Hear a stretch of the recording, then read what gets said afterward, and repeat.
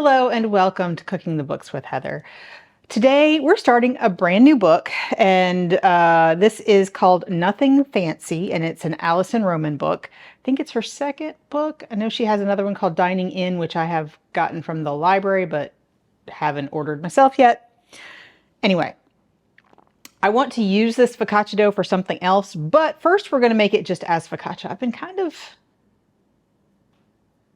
wanting focaccia lately. I don't know why, but you know, bread is always delicious. But we're going to go ahead and make this for our dinner tonight. This is going to take a while because there's a lot of do this and wait, do this and wait. So first thing we do is get the dough started. I'm going to need a whisk. I'll go get that in a second. But we're going to start with some, I think she says, kinda warm or warm-ish water. So it's a little bit above body temperature right now. It feels warm, but not hot.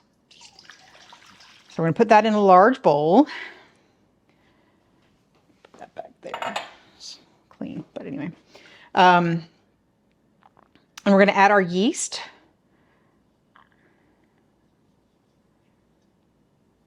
We're going to add some olive oil. So I'm going to measure in this. We're going to use a lot of olive oil for this, so.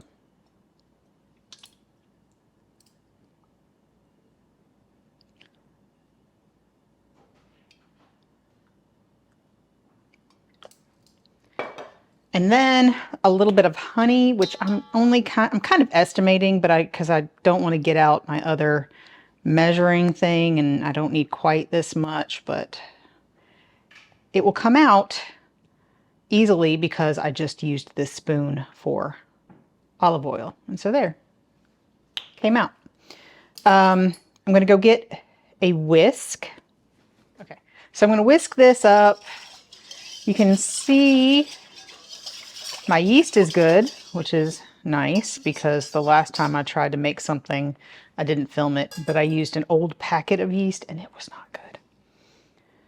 Okay, so I whisked that up, and now we're going to add the flour, and I need to get a wooden spoon. So now we're going to add the flour. This is bread flour. You can use all-purpose flour, but your dough might be slightly less elastic, she says, so that's okay. Okay, so we're going to add the flour. I'm just going to measure it all in.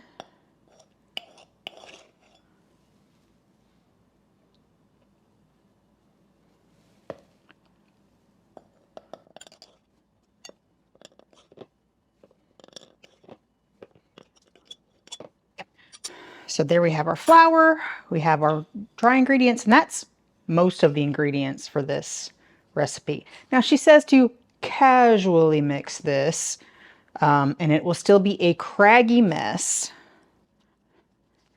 And that's fine. I'm just kind of trying to get most of the water not kind of attached to some dough. There we go. Craggy mess. And now we're going to add the salt.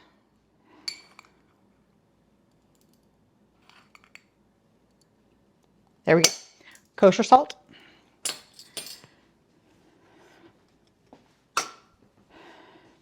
I use Diamond Crystal. I don't know if she specifies, you know, what kind of salt she uses in her recipes, but that can make a difference.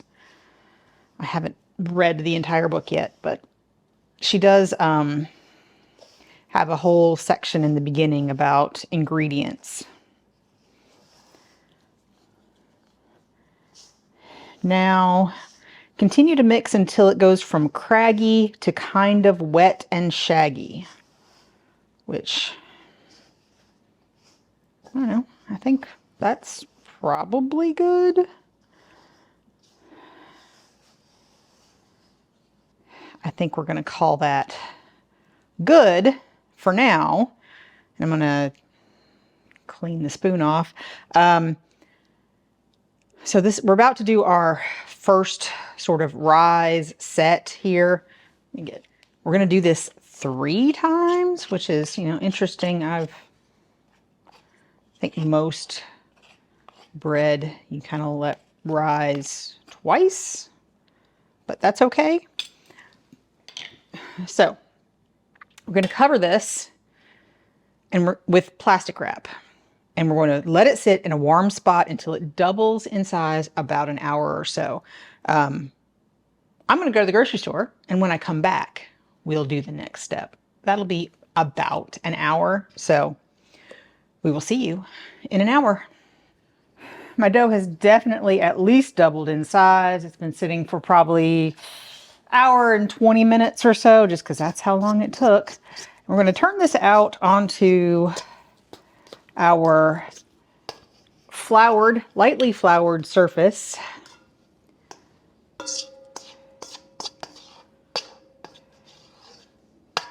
There we go. And we're going to save this bowl because we're going to use it again. Good enough. And now I'm going to put a little bit on top, and we're going to knead it. She says,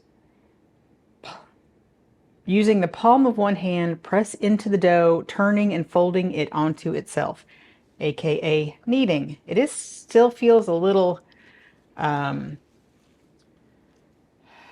wet. She says you can add some flour, but not too much. And we're trying to get this to come together to be a smooth, elastic dough. It feels pretty elastic, but it's not smooth yet. So I'm going to use 2 hands because I feel better that way.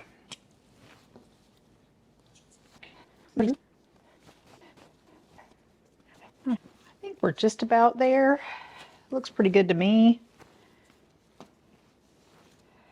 Still a little sticky in places, but I don't want to put too much flour in it. And I just used the same bread flour for this. Ooh, definitely sticky. Anyway, I think that's good. We're going to drizzle some olive oil into this bowl so it won't stick like it's sticking to my counter. And we're going to put it in here and I'm going to make sure it all kind of gets covered with the oil. And then we're going to cover it with the plastic wrap again, put it back in a warm place until it doubles in size, 45 to 60 minutes. So we'll see you in about an hour. My bread has been rising for about an hour. No, not even, a little over 45 minutes. So definitely I would say that's doubled. So we're going to add a lot of olive oil, enough to generously cover the bottom of the pan. And we're going to spread it around with our hands as directed.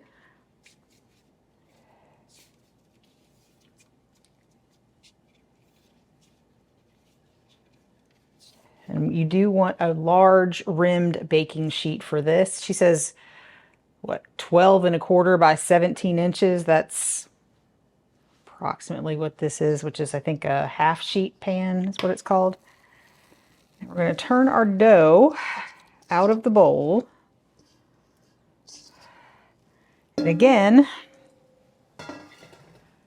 using our hands, we're going to coax this into a flat, even layer.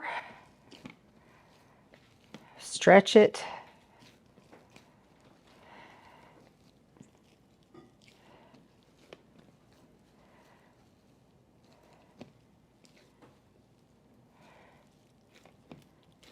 She says it does not need to completely fill it, and in fact it's going to be hard to get it to fill it because it is very elastic and very greased pan. So, but it will, puff up because we're going to let this rise again.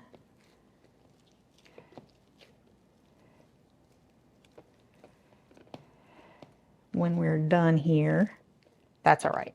It'll be fine. It'll be delicious even if it's not perfect. Wash my hands, and we're going to drape a piece of plastic. I'm just going to use the same plastic over top and put it back in our warm place for another 40 to 60 minutes. One thing I neglected to say before we put this back in our warm place to rise was that we needed to put some olive oil on it. So I did that and then put my plastic wrap back on it. So she says that you can tell that this is ready to bake. It should look light, puffy, and buoyant. Don't know what that means really in regards to bread, but press the dough lightly and it should bounce back ever so slightly. Seems okay. It doesn't completely stay in. Now we're going to use the tips of our fingers to lightly dimple the surface because focaccia. Got some cool bubbles in it. That's great. I think that's probably good. Oh, she says kind of like you're playing the piano. I don't play the piano, so, you know, whatever. That's fine. And now we're going to add some thinly sliced red onions, just sort of scattered on top. Excuse my dog asking to go outside. I did not cut up all of my onion, but I think it will be plenty. It's kind of hard to thinly slice an onion like this, but because there's no flat side to an onion and it likes to kind of roll.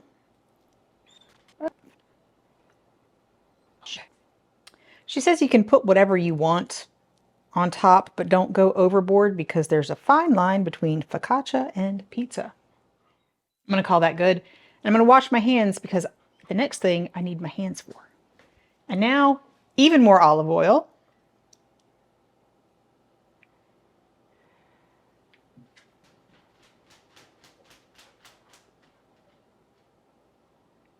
That looks like enough to me. And then we're just going to scatter some flaky sea salt. I found some Malden the other day, so this is the first time I've used it. But we like I like my focaccia a little bit salty on top. I really think it adds to the flavor.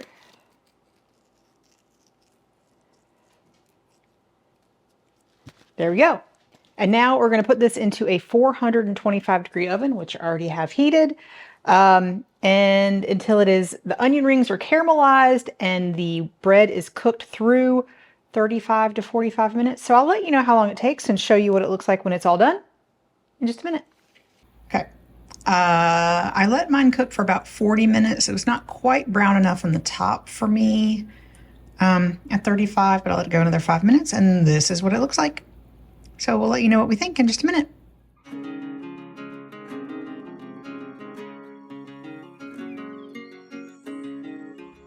On this episode of Cooking the Books with Heather, you watched me make a recipe from a brand new cookbook to us, Alice and Roman's Nothing Fancy, and we made overnight focaccia tonight.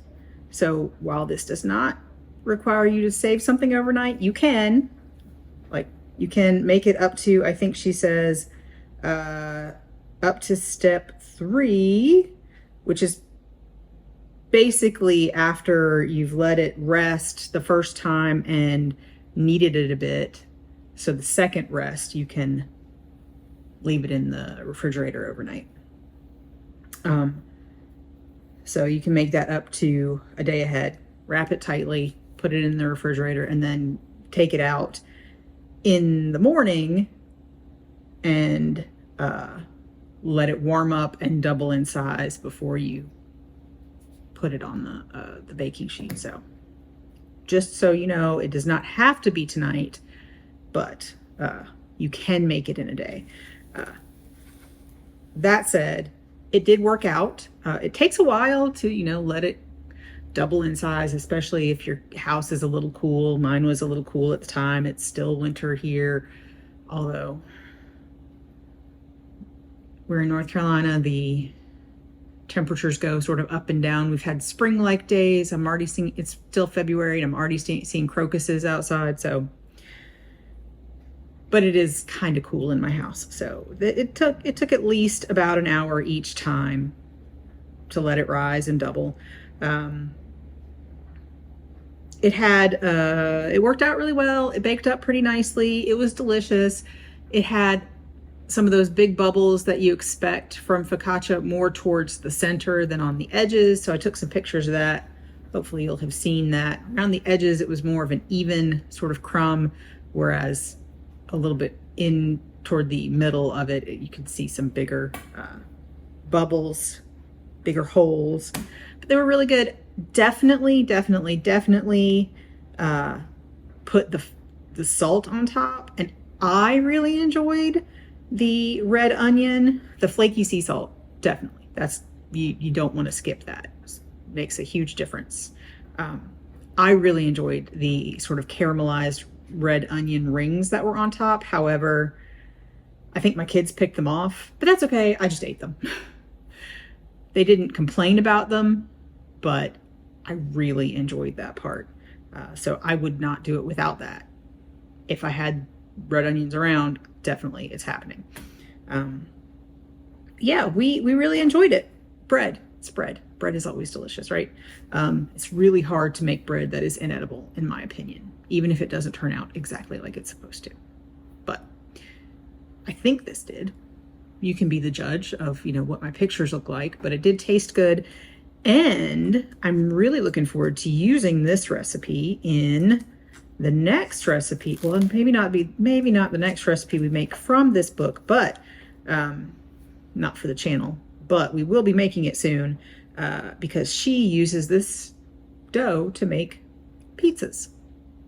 And I cannot wait to try that. So stay tuned for that. I will try to remember to come back and link it once that's available, but we'll see. If not, it will definitely be in the same playlist with the recipes from this book. Anyway, yeah, definitely make this. Really good, not too hard, take some time. If you've enjoyed watching me make this, please give me a thumbs up, hit the subscribe button, and come back and watch me make something else next week.